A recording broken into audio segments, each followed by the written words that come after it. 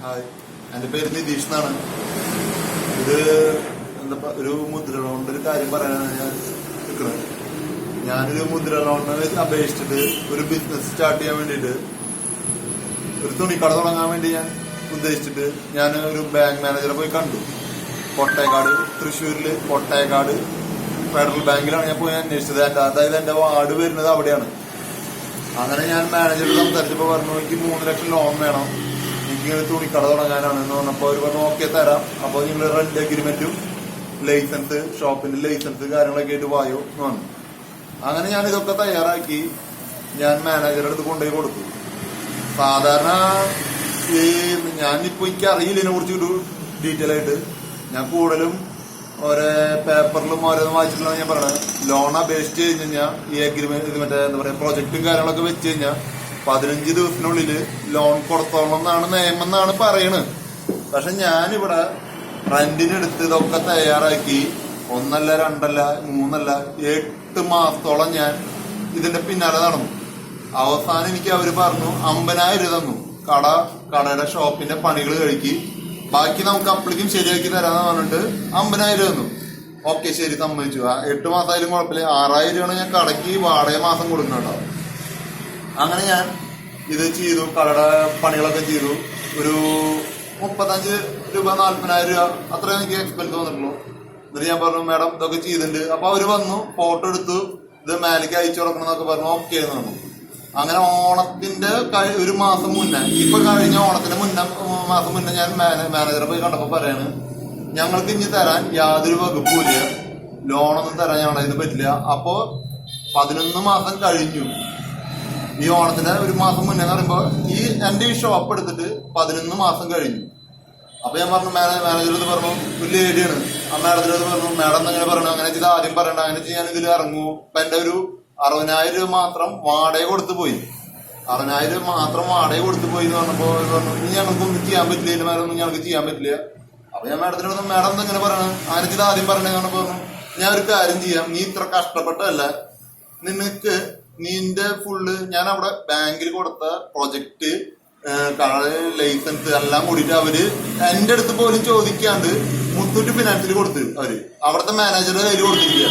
എന്നിട്ട് എന്റെ അടുത്ത് പറയാണ്, നീ അവരുടെ ബാങ്കിന്റെ മേലെ തന്നെയാണ് മുത്തൂറ്റ് ഫിനാൻസ്, കൊട്ടേക്കാട് ഫെഡറൽ ബാങ്കിന്റെ മേലെയാണ് ഈ സ്ഥാപനം. അവിടെ പോയി മാനേജറുടെ അടുത്ത് നീ പോയി സംസാരിക്കുന്നു പറഞ്ഞു. ഞാൻ ആകെ എന്താ പറയാ നനഞ്ഞ കോഴിയുടെ പോലെയാ. തുടങ്ങാണ്ടിരിക്കാനും പറ്റില്ല, അവസാനിപ്പിക്കാനും പറ്റില്ല, അങ്ങനത്തെ ഒരു അവസ്ഥയിലേ. കാരണം നാട്ടുകാരുടെ അടുത്തും വീട്ടുകാരുടെ അടുത്തും എല്ലാവരുടെ അടുത്തും പറഞ്ഞു സ്ഥാപനം തുടങ്ങുമ്പോ അവരൊക്കെ ഫുൾ സപ്പോർട്ടായിരുന്നു. ഒരു കൊല്ലത്തോളം ഈ സ്ഥാപനം തുടങ്ങാണ്ടായി. ഇപ്പൊ എല്ലാരും ചോദിച്ചു തുടങ്ങി, ഇതെന്താ തുടങ്ങാത്ത. അപ്പൊ ഞാൻ എങ്ങനെയും കാശ് എവിടെ നിന്ന് കടം മേടിച്ചിട്ടാലും കുഴപ്പമില്ല, തുടങ്ങാന്നുള്ളൊരു രീതിയിൽ മുത്തൂറ്റ് ഫിനാൻസിൽ പോയിട്ട് സംസാരിച്ചപ്പോ അവര് പറഞ്ഞു 14% പലിശ, പിന്നെന്താ പറയാ ലാൻഡ് ടാക്സിന്റെ കോപ്പി, ചിലപ്പോ ഇല്ലെങ്കിൽ മുദ്ര പേപ്പറിന്റെ നമ്മുടെ സ്ഥലത്തിന്റെ മുദ്ര പേപ്പറിന്റെ ഇത് കൊടുക്കണം, അവർക്ക് കോപ്പി കൊടുക്കണം. ഞാൻ വാടകയ്ക്കാണ് താമസിക്കുന്നത്. ഇതൊക്കെ ഞാൻ ഈ മാനേജറുടെ അടുത്ത് ആദ്യം സംസാരിച്ചിട്ടാണ് ഈ മുദ്ര ലോണിന് ഞാൻ ഇറങ്ങി തിരിച്ചത് തന്നെ.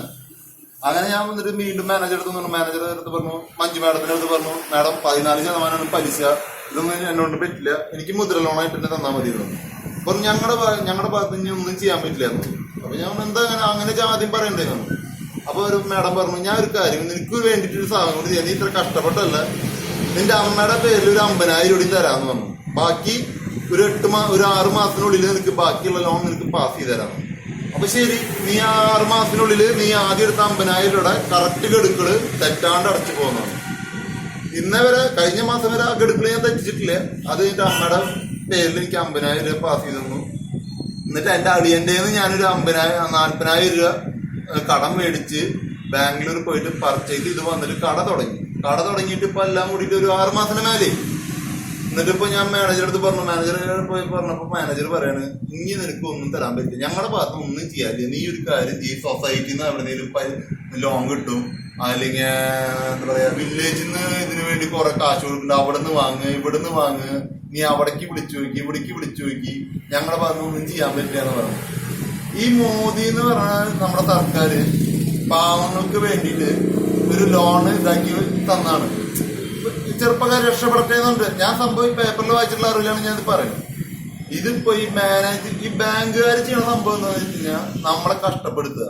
10 പൈസ കടമില്ലാത്ത എനിക്ക് ഇപ്പൊ 2 ലക്ഷത്തോളം കട ഉണ്ടാക്കി വെച്ചിരുന്നു ഈ മാഡം, ഈ മഞ്ജു എന്ന് പറയുന്ന മാഡം, കൊട്ടേക്കാട് ബ്രാഞ്ചിന്റെ, തൃശ്ശൂര് കൊട്ടേക്കാട് ബ്രാഞ്ചിന്റെ മാഡം എനിക്കിപ്പോ 2 ലക്ഷത്തോളം എനിക്ക് കട ഉണ്ടാക്കിയിരുന്നു. ഇപ്പൊ ദേ ഈ കടയില്ലല്ലോ, ഞാൻ കൂട്ടാൻ പോവാണ്. കാരണം കടയിൽ സ്റ്റോക്കില്ല, ക്രിസ്മസ് ആണ്. ക്രിസ്മസ് ആയിട്ട് ഈ കടയിൽ ആകെയുള്ള സാധനങ്ങൾ ഞാൻ കാണിച്ചു തരാം കേട്ടോ.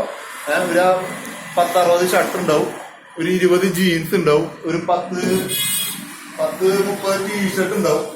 ഇതൊക്കെ കടത്തിലാണ് ഇപ്പോ, ഒക്കെ കടത്തില് എന്താ പറയാ, ജീവിതം മുന്നോട്ടില്ലാത്ത പോലെ. എനിക്കൊരു ജോലി ഉണ്ടായിരുന്നു, 15,000 ശമ്പളം കിട്ടുന്ന. ഞാൻ സൂപ്പർവൈസറായിട്ട് വർക്ക് ചെയ്യുന്നു, സൈറ്റ് സൂപ്പർവൈസറായിട്ട്. എന്റെ ഈ കടയുടെ അടുത്ത് തന്നെ ഒരു സ്ഥാപനത്തിൽ പ്രൈവറ്റ് ഫാമിലി, ആ കട അവിടെ ജോലി നിർത്തിയിട്ടാണ് ഞാൻ ഈ സ്ഥാപനം തുടങ്ങിയത്. ഇപ്പൊ കടത്തിന്റെ മേലെ കടയിട്ട് എനിക്ക് ഇനി ജീവിക്കാൻ പറ്റാത്തതാണ് തുടങ്ങി. പ്ലീസ് എല്ലാവരും എനിക്ക് വേണ്ടി സഹായം ചെയ്യണത്, നല്ലൊരു മാക്സിമം ഷെയർ ചെയ്തിട്ട് ഈ മാഡത്തിന് ഒരു പണി കൊടുക്കണം. കാരണം സർക്കാർ ഒരു കാര്യം ചെയ്യുമ്പോൾ ഇവർക്ക് അത് ഏറ്റുപിടിച്ച് ചെയ്യാൻ പറ്റില്ലെങ്കിൽ പിന്നെ അവർ ചെയ്യാൻ നിൽക്കരുത്. കാരണം ഞാനൊന്നും പറയാനില്ല.